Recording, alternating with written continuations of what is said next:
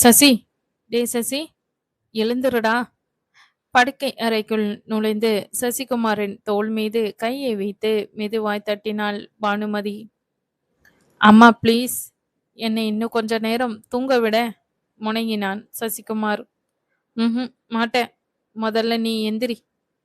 இன்னைக்கு ஞாயிற்றுக்கிழமை தானே, ஒரு அரை மணி நேரம் கூட தூங்குனா உனக்கு என்ன குறைஞ்சிட போகுது?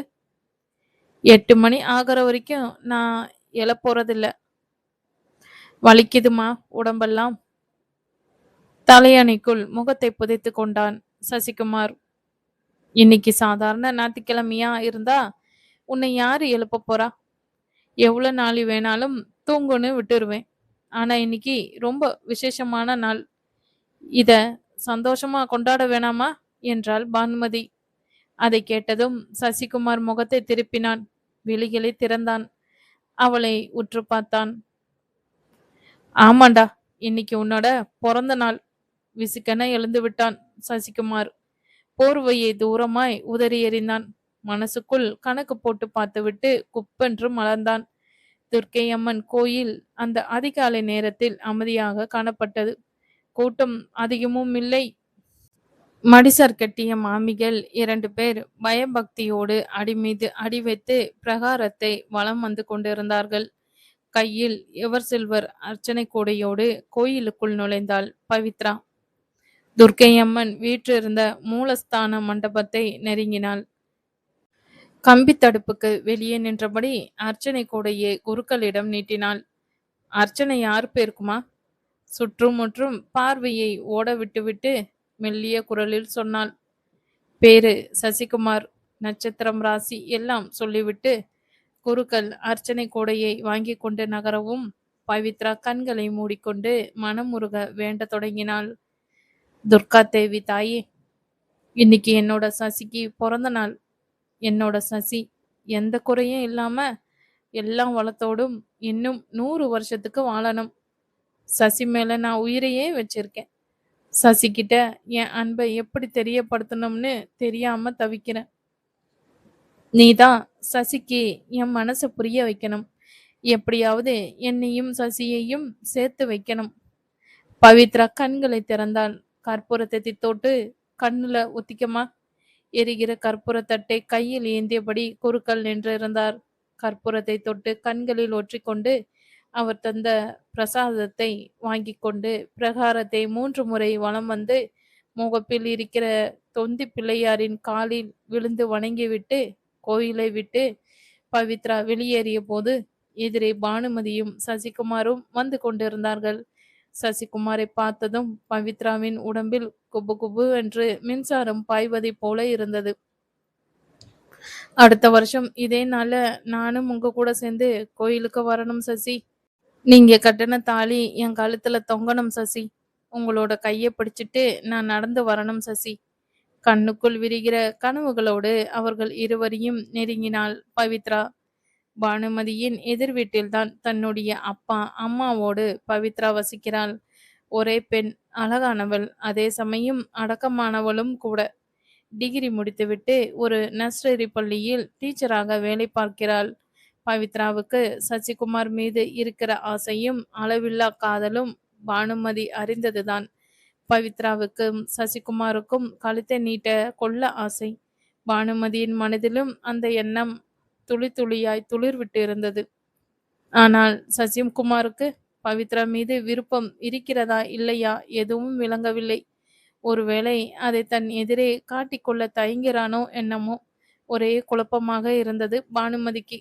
முக்கால்வாசி முதுகும் அப்பட்டமாய் தெரியும்படி தைக்கப்பட்டிருந்த அந்த பிளவுஸை அணிந்து கொண்டு ஆளுயர கண்ணாடியின் முன்னால் நின்று அப்படியும் இப்படியும் திருப்பி அழகு பார்த்தாள் அஞ்சலி. அரைவாசலின் கையில் பால் குவளையோடு நின்று இருந்தாள் கமலம். பாதாமும் குங்குமப்பூவும் கலக்கப்பட்ட அந்த பால் ஏலக்காய் வாசனையோடு குவளை நிரம்பிய ததும்பி இதமான சூடோடு இருந்தது. குவளையை வாங்கி உதட்டில் வைத்து உறிஞ்சிவிட்டு காலியான குவளையை கமலத்திடமே நீட்டினாள். கமலம் தயக்கமாய் அஞ்சலியை ஏறிட்டாள். சின்னம்மா சொல்லு வந்து வார்த்தைகளை மென்று விழுங்கினாள் கமலம். ஏன் தயங்குற? என்ன வேணும்? 50, 100 செலவுக்கு வேணுமா? அதிகார தோரணையோடு கேட்டாள் அஞ்சலி. பணம்லாம் வேணாம்மா. பின்ன? நான் ஒண்ணு சொன்னா தப்பா எடுத்துக்க மாட்டீங்களே? நான் தப்பா எடுத்துக்கிற அளவுக்கு நீ அப்படி என்ன சொல்லப் போற கமலா? புருவங்களை உயர்த்தி பார்த்தாள். நீங்க தாய் இல்லாத பொண்ணு. நல்லது எது கெட்டது எதுன்னு தெரியாத வயசுல இருக்கீங்க. பெரிய ஐயாவோட பகல்னு பார்க்காம எந்த நேரமும் பிஸ்னஸ் பிஸ்னஸ்னு அலைஞ்சுக்கிட்டு இருக்காங்க. அதை கவனிக்கவே அவங்களுக்கு நேரம் போதல. அதோட பாதி நாள் வெளியூர்லயே தங்கிடுறாங்க. ஐயாவுக்கு உங்களை கவனிக்க நேரமே இல்லை. உங்க விருப்பத்துக்கே விட்டுட்டாங்க. அஞ்சலியை நேர்பார்வை பார்க்க தயங்கி தலையை குனிந்தபடியே பேச்சை தொடர்ந்தாள் கமலம். நான் உங்க வீட்டு வேலைக்காரி தான். இருந்தாலும் என் மனசு கேட்கலம்மா. எனக்கும் உங்க வயசு 2 பொண்ணுங்க இருக்குதுங்க. அதனால தாம்மா இத சொல்றேன். இந்த ஊரும் உலகமும் ரொம்ப பொல்லாதது. வாழ்ந்தா வயிறும் எரியும், கெட்டுப்போனா கை கொட்டி சிரிக்கும். இதையெல்லாம் எதுக்காக என்கிட்ட சொல்லி புலம்புற? இப்ப என்ன நடக்கக்கூடாதது நடந்துடுத்து? அஞ்சலி கமலத்தை எரிச்சலாய் பார்த்தாள். எதுவும் நடக்கல. ஆனா இனிமேலும் நடந்துடக்கூடாதேன்னு பயப்படுறேம்மா. இப்பெல்லாம் உங்களோட நடவடிக்கை கொஞ்சம் கூட சரியில்லைம்மா. தினமும் ராத்திரியான நேரத்துக்கு வீட்டுக்கு வர்றது கிடையாது. நேத்து ராத்திரி நீங்க வீட்டுக்கு வந்தப்போ 12 மணி. உங்களை இன்னும் காணலையேன்னு நான் எவ்வளோ பதப்பதப்போடு காத்திருந்தேன் தெரியுமா? என்னதான் கோட்டீஸ்வரர் வீட்டு பொண்ணா இருந்தாலும் சில கட்டுப்பாடுகளை மீறக்கூடாதுமா. அதை கடைப்பிடிச்சு தான் ஆகணும். இல்லாட்டி ரொம்ப ஆபத்துமா. உங்க அம்மா வயசுல இருந்து சொல்றேன். இனிமே ராத்திரியானா நேரத்துக்கு வீட்டுக்கு வந்துடுங்கம்மா. வீட்டுக்குள்ள இருக்கிறப்போ நீங்க எப்படி வேணாலும் இருங்க. வெளியே போறப்போ உடம்பு தெரியறது போல அரையும் குறையுமா ஆடை உடுத்திக்கிட்டு போக வேணாம்மா. உங்களோட நல்லதுக்காக தான் இதையெல்லாம் சொல்றேன். ஏதாவது தப்பா சொல்லியிருந்தா என்னை மன்னிச்சுக்கோங்கம்மா. தழுதழுத்த குரலில் கமலம் சொல்லி முடிக்க அஞ்சலியின் கண்கள் சிவந்து போயிருந்தது. அழகான முகத்தில் ஆத்திரம் தாண்டவம் ஆடியது. கமலத்தை வயதானவள் என்றும் பார்க்காமல் அவளுடைய கன்னத்தில் ஓங்கி ஒரு அறை விட்டாள். கமலத்தின் கண்களில் பூச்சி பறந்தது. காது ஜிவ்வ கிழிந்தே போய்விட்டது போல வலித்தது. கண்களை இருட்டி தலையை சுற்றி கொண்டு வந்தது. ஏலக்காய் வாசனை மூக்கை துளைத்தது. அடுப்பில் கொதித்து கொண்டிருந்த பால் கொழுக்கட்டை பாத்திரத்தை இடுக்கியால் பற்றி கீழே இறக்கி வைத்தாள் பவித்ரா. அந்த 3 அடுக்கு எவர் சில்வர் கேரியரை எடுத்து 3 அடுக்கிலும் கொழுக்கட்டைகளை நிரப்பினாள். மிதமான சூட்டில் இருந்த பால் கேரியரை கையில் தூக்கி கொண்டு அடுக்கலையை விட்டு வெளியே வந்தாள். கொல்லப்புற கிணற்றடியில் பாத்திரங்களை கொட்டி தேய்த்து கொண்டு இருந்தாள் தாய் தனம். தனத்திற்கு அக்கம் பக்கத்து வீடுகளில் இருப்பவர்களோடு பேச பிடிக்காது. யார் வீட்டுக்கும் அனாவசியமாக போக மாட்டாள். தான் உண்டு தன் வேலை உண்டு என்று இருப்பாள். பவித்ரா அப்படி இல்லை. எல்லோரிடமும் பழகுவாள், கலகலப்பாக பேசுவாள். அது தனத்திற்கு அறவே பிடிக்காது. அதனாலேயே தாய்க்கும் மகளுக்கும் அவ்வப்போது சிறு சிறு சண்டைகள் வருவதுண்டு. 2 நாட்கள் ஒருவரோடு ஒருவர் பேசிக்கொள்ளாமல் இருப்பார்கள். 3ஆம் நாள் பேசிவிடுவார்கள். இப்பொழுது கூட பவித்ராவை கேரியரும் கையுமாக தனம் பார்த்தால் போதும், தோண்டி துளைத்தெடுத்துடுவாள். எங்கடி போற? யாருக்கடி கொடுக்க போற? இறைந்து கூச்சல் போடுவாள். அதனாலேயே அவளுடைய கண்களில் சிக்காமல் கேரியரை மறைத்து கொண்டு திண்ணைக்கு வந்தாள் பவித்ரா. சாய்வு நாற்காலியில் படுத்துக்கொண்டு அன்றைய செய்தித்தாளை வாசித்து கொண்டிருந்தார் அப்பா ராமசுப்பிரமணியன். அரசு அலுவலகம் ஒன்றில் கிளர்க்காக வேலை பார்த்து ரிட்டையர் ஆனவர். தினம் 4 தடவை காப்பி படிக்க செய்தித்தாள் இருந்துவிட்டால் போதும். எதை பற்றியும் கவலைப்பட மாட்டார். ஒவ்வொரு மாதமும் பென்ஷன் பணத்தை வாங்கி தனத்தின் கையில் தருவதோடு அவருடைய வேலை முடிந்துவிடும். பவித்ரா ராமசுப்பிரமணியனை தாண்டி நடந்தாள். வாசலில் இறங்கி எதிரில் இருந்த சசிகுமாரின் வீட்டில் புகுந்தாள். சசிகுமாருக்கு டிஃபன் பரிமாறிக் கொண்டிருந்தாள் பானுமதி. பவித்ராவை பார்த்ததும் முகத்தில் மலர்ச்சி காட்டி வரவேற்றாள். வா பவித்ரா, வந்து உட்காரு, ஒரு வாய் டிஃபன் சாப்பிடு. வேணாத்த, இந்தாங்க, இத பிடிங்க. கையில் இருந்த டிஃபன் கேரியரை நீட்டினாள். அடிக்கண்ணால் சசிகுமாரை நோக்கினாள். அவன் தேங்காய் போண்டாவை வாயில் வைத்து கடித்து கொண்டிருந்தான். நிமிரவும் இல்லை, இவளை பார்க்கவும் இல்லை. என்ன பவித்ரா இது? கேரியரை கையில் வாங்கிய பானுமதி கேட்டாள். திறந்து பாருங்க. கேரியரை திறந்தாள் பானுமதி. உள்ளே இருந்த பால் கொழுக்கட்டைகளை பார்த்ததும் மனசுக்குள் சிரித்து கொண்டாள். என் புள்ளைக்கு பால் கொழுக்கட்டனா உசுறு என்று என்றைக்கோ தான் பவித்ராவிடம் சொன்னது ஞாபகத்திற்கு வந்தது. அதை மனதில் வைத்து கொண்டுதான் இன்று செய்து வந்திருக்கிறாளோ என்று எங்க அப்பா ஆசைப்பட்டு கேட்டாருன்னு பண்ணினேன். நல்லா இருக்கான்னு தின்னு பாருங்க அத்த என்றாள் பவித்ரா. அவள் சசிகுமாருக்கு தான் அதை செய்தாள். ஆனால் வெளியே காட்டிக்கொள்ள முடியவில்லை. அவள் செய்த பால் கொழுக்கட்டையை சசிகுமார் ஆசையோடு ருசித்து ரசித்து சாப்பிடுகிற அழகை காணும் ஆவலில் அங்கேயே சற்று நேரம் நின்றாள்.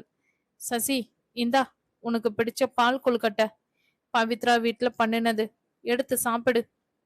வேணாமா, எனக்கு வயித்த புரட்டுது. உனக்கு பிடிக்குமேடா, கொஞ்சமாவது சாப்பிடு.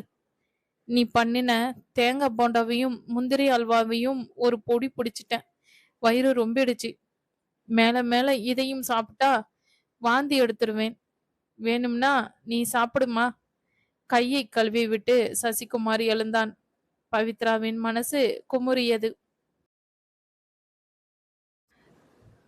ரெஸ்டாரண்ட் குறிஞ்சி. அந்த விசாலமான ஹால் முழுவதும் ஏசி செய்யப்பட்டு பச்சை நிற மின்விளக்கு ஒளிமலையில் நனைந்து கொண்டு இருந்தது. சுவர் ஓரமாய் ரிசர்வ் செய்யப்பட்டிருந்த டேபிள் ஒன்றில் எதிரெதிர் இருக்கைகளில் அமர்ந்திருந்தார்கள் சசிகுமாரும் அஞ்சலியும். உங்களுக்கு இன்னைக்கு பர்த்டேங்கிற விஷயத்த என்கிட்ட நேத்திக்கே ஞாபகப்படுத்துறதுக்கு என்ன? சின்னதாய் சினிங்கினாள்.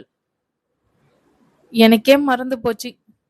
இன்னைக்கு காலையில் திடுதிப்புன்னு எங்க அம்மா சொல்லிதான் தெரியும் என்றவன் தொடர்ந்து, ஆமா, முன்கூட்டியே உனக்கு அது தெரிஞ்சா இந்தா என்னோட பர்த்டேவுக்காக நீ என்ன பண்ணியிருப்ப என்றான் சின்ன குழந்தை மாதிரி ஆர்வத்தோடு.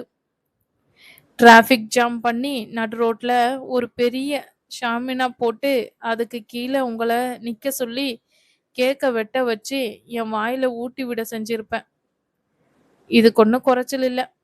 டாடி கிட்ட என்னை எப்போ கூட்டிட்டு போய் எப்போ சம்மதம் வாங்கி எப்போ கல்யாணம் பண்ணி சே அதுக்குள்ள நான் கிழவனாயிடுவேன்.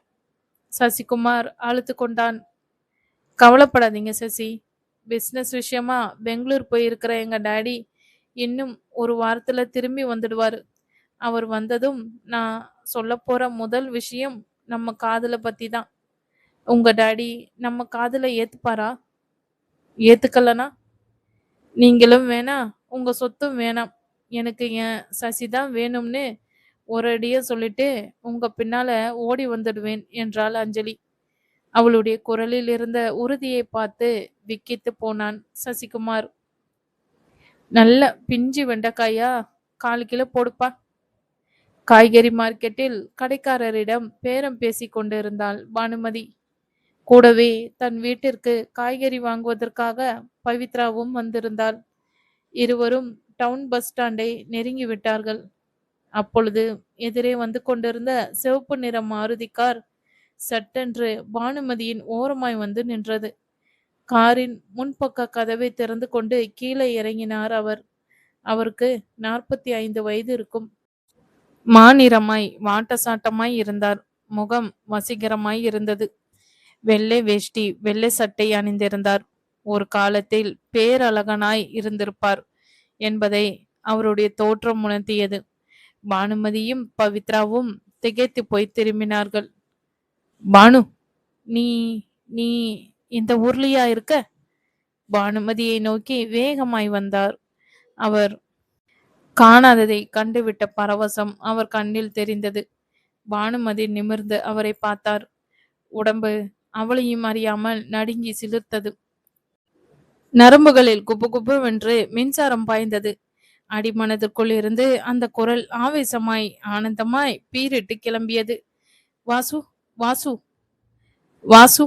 பொங்கிய உணர்வுகளை கஷ்டப்பட்டு அடக்கி கொண்டாள் பானுமதி. பானு, எப்படி இருக்க பானு? இந்த 27 வருஷமா எங்கெல்லாம் தேடி இருப்பேன் தெரியுமா? உன்னை இழந்துட்டு என்னம்மா கதறி கதறி அழுதன் தெரியுமா? பானு, உன்னை சாகரத்துக்குள்ள ஒரே ஒரு தடவையாவது பார்த்துடணும்னு தான் வேண்டாத சாமி இல்ல, போகாத கோயில் இல்ல. என் வேண்டுதல் வீண் போகல பானு. இப்பவாது என் கண்ணுல நீ அகப்பட்டியே. நூற்றுக்கணக்கான மனிதர்கள் சாலையில் போய்கொண்டும் வந்து கொண்டும் இருப்பதை பற்றி எல்லாம் அவர் லட்சியம் பண்ணவில்லை. நட்ட நடு வீதியில் நிற்கிறோம் என்றும் கவலைப்படவில்லை. மடையை உடைத்து கொண்ட வெள்ளமாய் வார்த்தைகளை கொட்டினார். கழுத்தில் தாலி இல்லாமல் நெற்றியில் பளிச்சென்று விபூதி பூசியிருந்த பானுமதியை புருவம் உயர்த்தி பார்த்தார். யார் பானு இது? உன் பொண்ணா? ஆமா. சசி எப்படி இருக்கான்? நான் அவனை பார்க்கணும், பேசணும், கட்டி பிடிச்சு முத்தம் தரணும். ப்ளீஸ், என்னை உன் வீட்டுக்கு கூப்பிட மாட்டியா? இன்னும் என் மேல கோபம் தீரலையா? நடந்தது எல்லாம் மறந்துடு பானு. என்னை மன்னிச்சிடு. தழுத்தழுப்பாய் வார்த்தைகளை வெளியிட்டன. பானுமதியின் மனம் ஒரு போர்க்களமாய் மாறியிருந்தது. சட்டென்று விலகினாள். பஸ் ஓடிக்கொண்டே இருந்தது.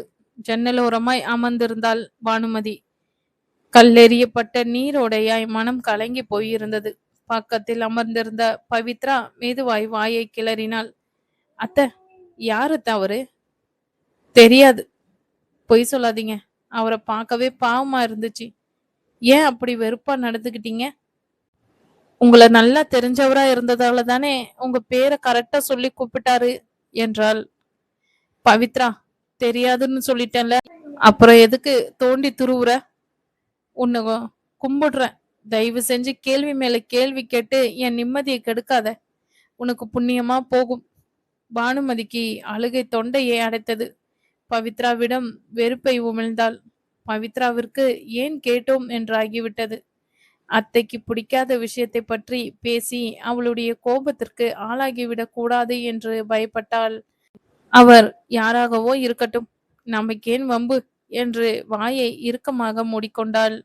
ஆனால் பானுமதியால் படபடப்பை அடக்க இயலவில்லை. வியர்த்து வழிந்தது. வாசுவும் இதே ஊரில்தான் இருக்கிறாரா? வாசுவின் கண்ணில் இனி சிக்கவே கூடாது. சிக்கினால் அவர் மீண்டும் மீண்டும் பேசுவதற்கு முயற்சி செய்வார். சசியை சந்திக்க துடிப்பார். சசியை அவர் சந்திக்கவே கூடாது. சந்தித்தால் எதையாவது உளறி கொட்டி விடுவார். சசிதான் என் உலகம், சசிதான் என் வாழ்க்கை, சசிதான் என் சந்தோஷம், சசிதான் எனக்கு எல்லாமே என வாழ்ந்து கொண்டிருக்கிற என் வாழ்க்கையில் அவரால் புயல் வீசி என் நிம்மதியும் சந்தோஷமும் வேறொருந்த மரமாக விழுந்து விட்டால் நான் என்ன பண்ணுவேன்? கடவுளே, இதென்ன சோதனை? விதியே, மறுபடியும் என்னை துரத்த ஆரம்பித்து விட்டாயா நீ? வீடு வந்து சேரும் வரை ஊமையாய் உடைந்து அழுது கொண்டே இருந்தாள் பானுமதி.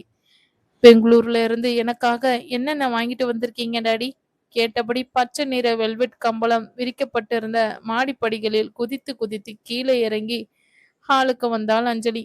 ஒரு கூட நிறைய ஊட்டி ரோஸ் வாங்கியாந்து இருக்கேன். புன்னகைத்தார் பரந்தாமன். தலையை சாய்த்து கண்களை அகலமாய் விரித்தாள். நான் உன்னை கேட்பேன், வாங்கி தருவீங்களா?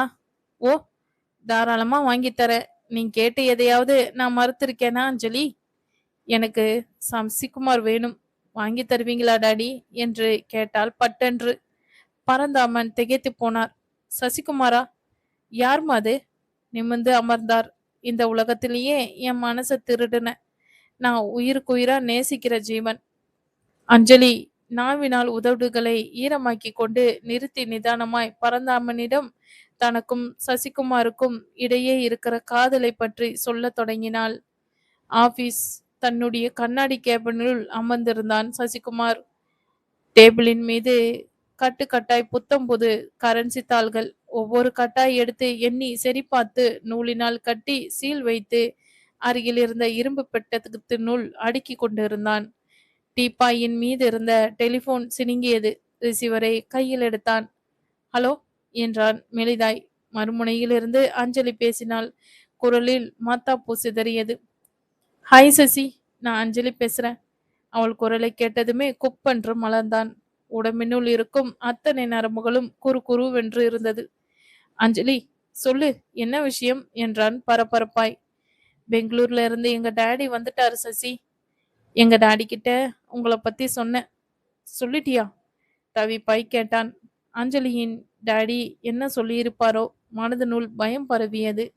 பேசுவதற்கு வார்த்தைகளே வராமல் மௌனமாய் ரிசீவரை பிடித்திருந்தான். என்ன சசி, மௌனமாயிட்டீங்க? பயமா இருக்கா? நீங்களும் நானும் பயப்பட்டது போல எதுவும் நடக்கல. எல்லாத்தையும் கேட்டுட்டு எங்க டாடி சொன்னாரு தெரியுமா? ம், மனச கொள்ளையடிச்ச திருடனை நான் பார்க்கணும், கையோட கூட்டிட்டு வந்து இன்னைக்கே என் முன்னால நிறுத்துன்னு சொல்லிட்டாரு. எனக்கு ஒண்ணும் புரியல சசி. உடம்புல ரெக்க முளைச்சி ஆகாயத்துல பறக்கிற மாதிரி தோணுது. I am very very happy Sasi. Anjali, நீ சொல்றதெல்லாம் நிஜமா? என்னால் நம்ப முடியல. சசிகுமார் பேசியது அவளுடைய காதில் விழுந்ததா என்று தெரியவில்லை. மனம் முழுவதும் சந்தோஷ மலையில் நனைந்து தத்தளிக்க அவள் பாட்டுக்கு பேசிக்கொண்டே போனாள். பானுமதிக்கு தலையை கனத்தது. திடீரென்று வீடு தேடியும் வந்துவிட்ட வாசுவை நினைத்து கொண்டாள். மத்தியானம் சாப்பிடவே இல்லை. பசியை தணிப்பதற்கு ஒரு சொம்பு பச்சை தண்ணீரை கடகடவென்று குடித்துவிட்டு படுக்கையில் விழுந்தவள்தான். இயலவே முடியவில்லை. உடம்பெல்லாம் ஒரே வலி. சாயங்காலம் 4 மணிக்கெல்லாம் வாசலில் நீர் தெளித்து கோலம் போட்டு விடுவாள். இன்று அந்த எண்ணமோ விருப்பமோ இல்லாமல் படுத்திருந்தாள். ஒரு கண் கெட்டு போனால் கூட இன்னொரு கண்ணை வைத்து உலகத்தை பார்த்து விடலாம். ஆனால் மனசு கெட்டு போய்விட்டால் எதுவுமே தெரியவில்லை, எதுவுமே புரியவில்லை. வாசு தன்னை தேடி வீடு வரைக்கும் வந்து விடுவார் என்று அவள் நினைத்து கூட பார்க்கவில்லை.